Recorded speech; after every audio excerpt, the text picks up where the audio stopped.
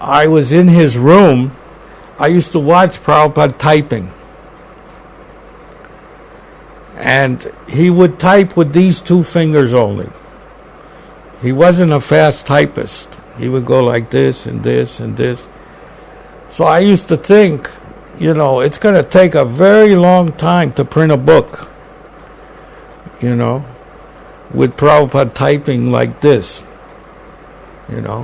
Then he would send that what he typed for editing. So there'd be one or two devotees on the outside who would do the editing and then retype. So the whole process was very cumbersome. I mean, it would take years to get a book in this way. If Prabhupada, and it's a great strain for Prabhupada. He's 70 years old and he's typing with his fingers. It hurts. A typewriter wasn't a very good model in those days. It was a small little typewriter. And then the ribbon wasn't, I had to buy ribbons all the time, because Prabhupada would wear out the ribbon, so you couldn't see the type on the paper. So that's when it occurred to me, I have to do something for Prabhupada to make his job easier. It was in my mind, but I didn't know what to do. I was 18 years old. What do I know? Nothing. So I asked Prabhupada one time, I disturbed him. I used to disturb him a lot. Finally, I had to move my office down in the temple because I would talk to Prabhupada while he's doing his work, asking him questions. Like I asked him, how come we wear sikas? How come? And he said, because the Guru pulls you out of the material world at the time of death. So I always keep a long sika so he can grab it. Those people who have little sikas, Prabhupada may not be able to grab it. But if you have a long one, then he can grab it easy and pull you out. So you get saved, So another question, I said, Prabhupada, you're doing everything for us. You're feeding us, you're giving us philosophy, we stay with you, you take care of us, You're doing it. Well, what are we supposed to do for you? What is our job to do for you? Because you're taking care of us. So Prabhupada answered very simply the question. He said, the duty of the disciple is to assist the spiritual master in his work. And that's all he said. So, that's not very specific. So, Prabhupada left it up to me to think about it, to be spontaneous. See, that's the meaning of devotional service. Krishna doesn't tell you what to do. You see, you have to do for yourself. Spontaneous devotional service. Not like a robot. Krishna doesn't order you, do this, do that. You see. So Prabhupada left it up to me to think about this. Because he never gave me anything specific. So how am I going to do? So it took me a few days to think about, how can I can't type. I learned typing, but I was like Prabhupada, I go like this. So I can't type. Well, how can I assist Prabhupada in his work? I mean, that was a big thing for me to think about. What can I do? He did write me later on that by donating money, because I donated money for the printing of the teachings of Lord Chaitanya, as well as Brahmananda, we both actually paid for that book. It's written in the book. My brother got an insurance payment of $4,000, and I gave Prabhupada $1,500. So that it cost $6,000 to print that book. So Prabhupada said, by me donating money to printing the book is as good as Prabhupada writing for the book. Just see. So merciful. Prabhupada said, I'm just as important as himself writing the book, because I'm donating for the book. So that was a big thing for me later on. But in the beginning, I didn't know how to help Prabhupada.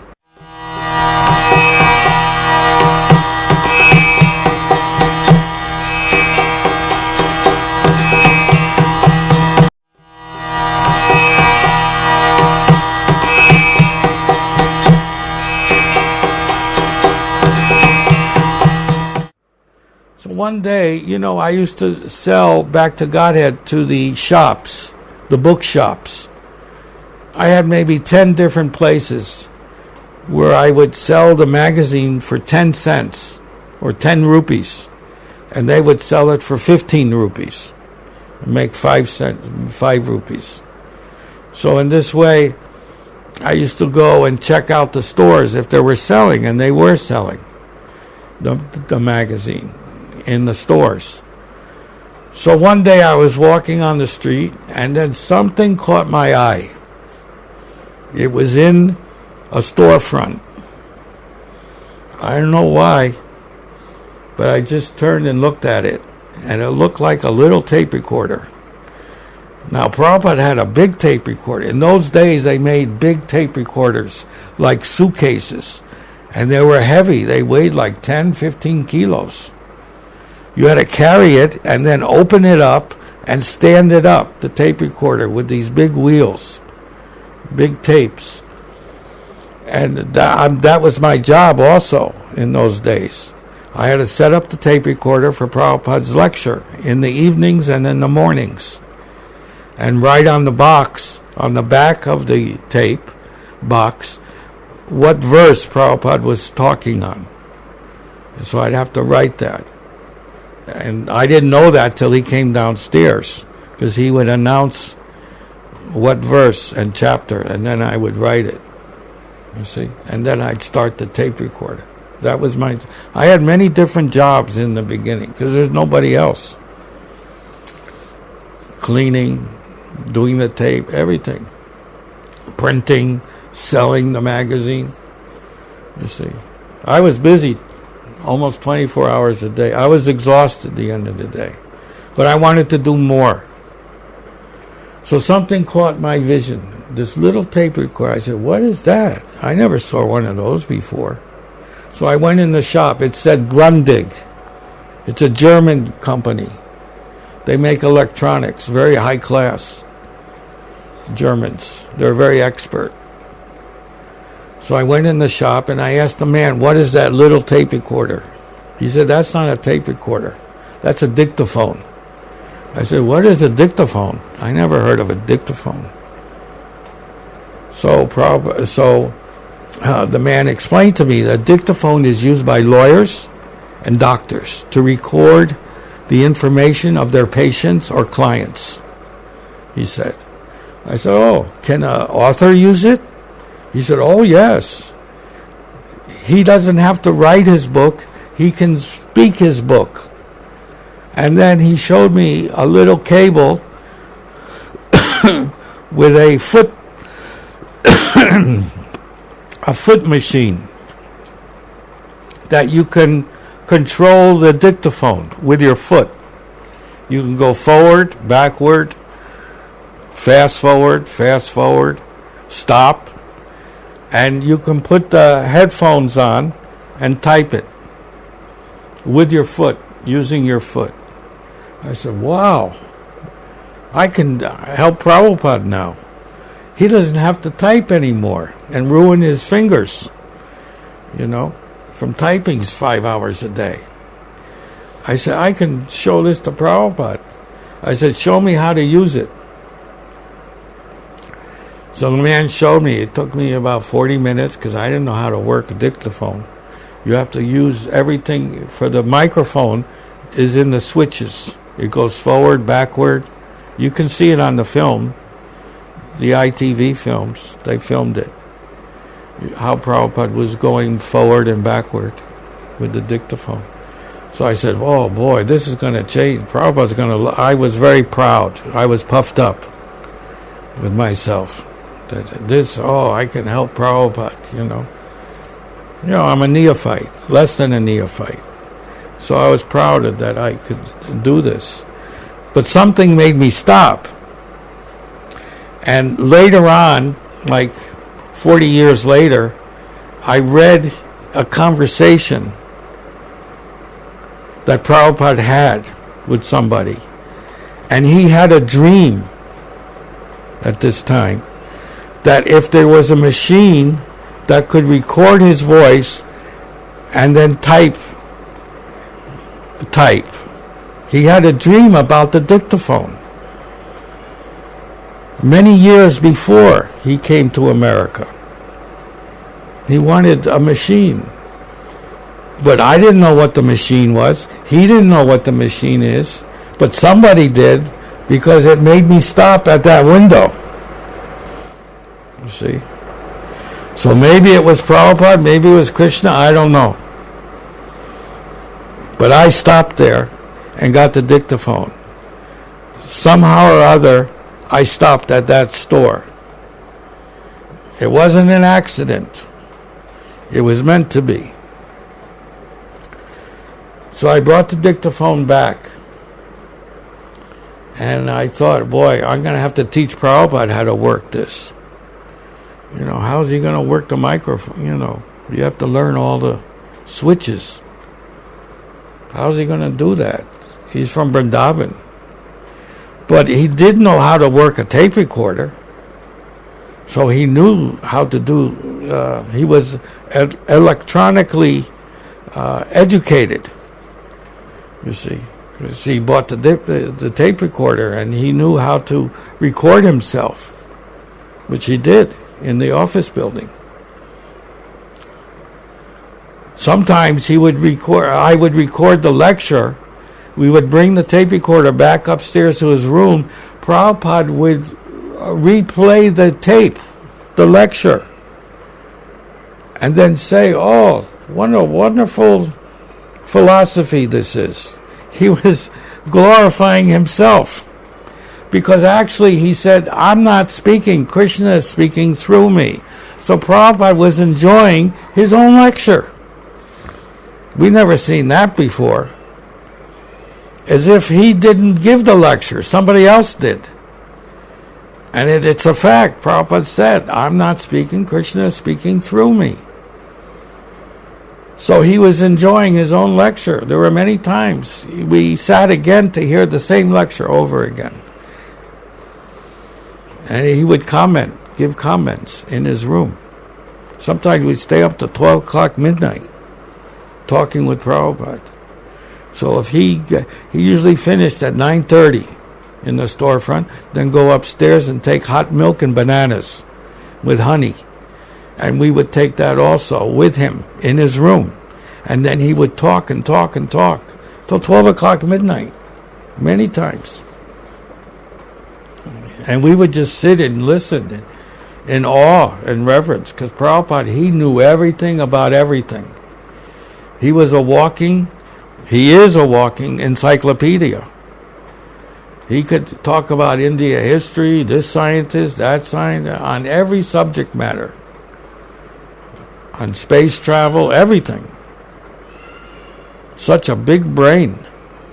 We were in awe and reverence in how many subject matters Prabhupada could speak on. Not just spiritual, but material too. He was truly a walking encyclopedia. Excuse me, I just changed. This chair is not so soft. So, he would talk and talk. So anyway, I brought the dictaphone back and started to open up the box. I said, Prabhupada, I have something that will help you in your work. And he said, what is that? I said, this is called a dictaphone. You don't have to type anymore. You can speak your books, which is good because our movement is based on hearing.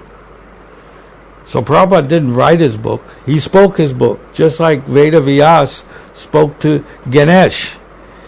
Ganesh was the dictaphone for Veda Vyas. So I'm bringing Ganesh in the form of a dictaphone. So Prabhupada could speak in the dictaphone and somebody could type it and record it, you see. So I started to teach Prabhupada. He said, that's all right, I know. And I was big shocked because I didn't know how to work it. But Prabhupada knew how to work it. He took the microphone and started playing with it. Everything. And that, I think it cost $150. It was cheap. Well, $150 was a lot in those days. It was like 10 times more, $1,500 it cost in today's money. Because not many people use them. Just doctors and lawyers. So Prabhupada started using the dictaphone. The tapes, though, were very expensive. They cost $5. Sometimes we didn't even make $5 in one day in donations. So Prabhupada would use one tape, two tapes. The problem was nobody could learn how to coordinate their foot with the tape to type. They had to learn the physical coordination. Harigriva tried, Satsarupa tried. Nobody could do it. They would make mistakes with the foot and go back too far, go forward. I mean, just everybody was on LSD, that's why. So nobody could learn. And Prabhupada, he did 2-3 tapes, and we didn't have any money to buy any more tapes. So who's going to tape? Because you use the tapes over again. So once you record on them, and you type them, then you give them back to Prabhupada, and he records again on them. You see? You can use the same tape over and over. That's what Prabhupada was doing. Later on, 5 to 6 years later on, he was sending tapes in the mail, and then they were sending back tapes to him. You see? So he could use the tapes because they were expensive. You see? I think they were called metal tapes or something. They were expensive, not like the cheap tapes. So, Prabhupada, we had this problem. So what are we going to do? All of a sudden, a boy comes to the storefront. His name is Neil. And he's from the University of Antioch, which is a very high-class university in America. Everybody knows the name, Antioch University. And he had to do a project for the school. What is the project? He had to join a society and live with them for a month or two and write about his experiences. That was his paper for the university. He had to live with this society and then write about his experiences. And then he would graduate from the class. So he came knocking on the door. And we said, well, yeah, you can stay. Do you know how to type? He said, oh, yeah, I can do 60 words a minute. We go, oh, wow. Do you know how to use a dictaphone? He said, oh, that's easy. It's like Krishna sent him. We had a problem, and we didn't know what to do. And Krishna sent this boy from Antioch College. And he's knocking on our door. Why did he choose ISKCON? Why didn't he choose somebody else? Why did he choose ours? Nobody knows. Only Krishna knows. Anyway, this shows you how Krishna was in on this whole mission. He was directly controlling everything. This is not coincidences. We're not talking of coincidences. We're talking of Krishna's intervening in helping Prabhupada in his mission. This is direct truth. This is not made up. I'm not telling a story, I'm telling a fact. So immediately, we didn't have, in Prabhupada's deity room, which was a bigger room, you see, there was no desk because we wanted him to type right there. And we used Harigriva's typewriter. It was a big typewriter, a hand type. There was no electric typewriters then. It was a hand typewriter. It was old, big though. But no desk. We wanted him to start right then and there. We said, we'll cook you some prasadam and everything, just start. But we didn't have a desk, so I thought how to get a desk. So I went to the grocery store, and they have these milk boxes to carry the milk in bottles. And they're very heavy. So I got 8 of them. I stole them and put on 4 sides. Then I bought a flat piece of plywood, and I put that on top, and that was a desk. Because we didn't have money to buy a desk. So I stole the legs, which were heavy-duty milk cartons. You needed 2 of them. So 2, 4, 6, 8. And the plywood was cheap, a few dollars. I put it on top. That was, we said, and we had a folding chair in Prabhupada's room, because when guests would come, they couldn't sit on the floor.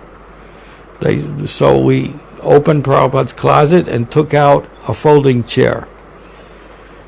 And so we used that folding chair. He sat down, he immediately started typing the tape.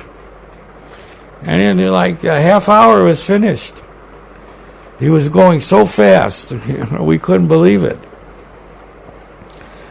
And we said that problem is solved. So gradually, because he was only there, I can't remember how many months, 1 or 2 months, he was there.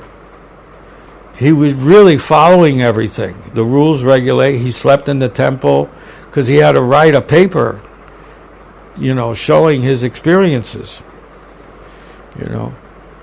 So he was really impressed with the society. He went to the park with us to chant. I mean, he was involved in everything, so he could write his experiences. But mostly he was engaged in just typing those tapes, because we had 3 of them already, so he had to type them all. And then Prabhupada was doing at least 1 tape a day. Later on, Prabhupada was doing 2 tapes a day, So maybe he was doing 3. So to get back, somehow Krishna intervened and sent Neil. Neil trained other devotees how to do the dictaphone very slowly. You see, because we were trying to do it on our own by using the book, how to work the foot pedal. But Neil was showing us practically how to use the foot pedal and to type. Now, Hari Griva was a good typist, Satsarup was a good typist. So there were others too that could type. So they were trained the coordination between their foot and the sound of how to type those tapes in good time, so that Prabhupada we wouldn't have to buy so many tapes. Later on, we bought many tapes because we had the money, but in the beginning, we didn't have money, So in this way, Prabhupada changed his whole life. He could speak his books. He didn't have to type anymore, you see. He still used a typewriter because he would send letters to his godbrothers in India. He used to write to his godbrothers. And he would use a special issued by the post office. It was half the price. You paid, it was called an aerogram. You see, I have a sample of one, because I have all of Brahmananda's original letters that Prabhupada wrote him. Many of them in Prabhupada's handwriting. You can film that. I can show them. People have not seen Prabhupada's handwriting. I can show you.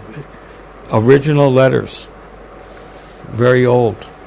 From 1967. That's 50 years old letters. So Prabhupada used to type on those aerograms, and they only cost 25 cents to ship by airmail to India, so that it would get there very quickly. So Prabhupada used the typewriter, but for writing his books, that was over. It was all done by tape. Prabhupada used the word taping. I was taping at night while my disciples are sleeping, he said. We're sleeping and he's taping. You see, that he would say that. My disciples are sleeping, but I am taping.